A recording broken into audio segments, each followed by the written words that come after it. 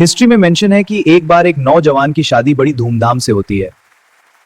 सारे बाराती दुल्हन को घोड़े पर बैठाकर घर लाते हैं।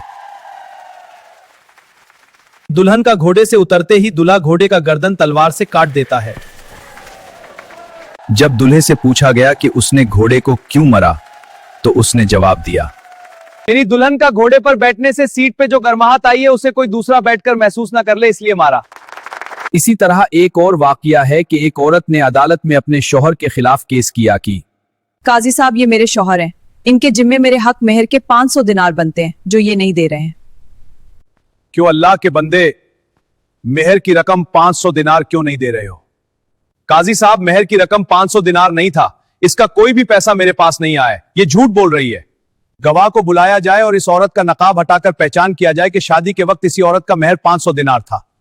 काजी साहब, मैं मानता हूं कि मुझ पर मेरी बीवी के 500 दिनार लाजिम है, बस इसका नकाब ना उतरवाइए। काजी साहब, आप और यहाँ पर मौजूद तमाम लोग गवाह रहे कि मैंने अपना हक मेहर माफ कर दिया है। इंसाफ हो चुका मुहर्रिर, इस केस की अलग फाइल बनाओ और नाम दो एक मर्द की गैरत।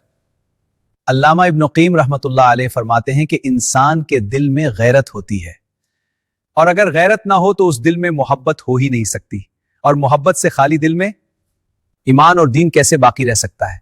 सबक यह मिलता है कि आज के तरक्की याफ्ता दौर में हवा की बेटी और इज्जत मुस्लिम दोनों का जनाजा निकालने में उम्मत फख्र कर रही है और मुसलमानों का वकार चंद पैसों की भेंट चढ़ चुका है। इसलिए मोहब्बत कीजिए, हलाल कीजिए, इस्लामी गैरत और खुददारी का जनाजा निकालने से परहेज कीजिए।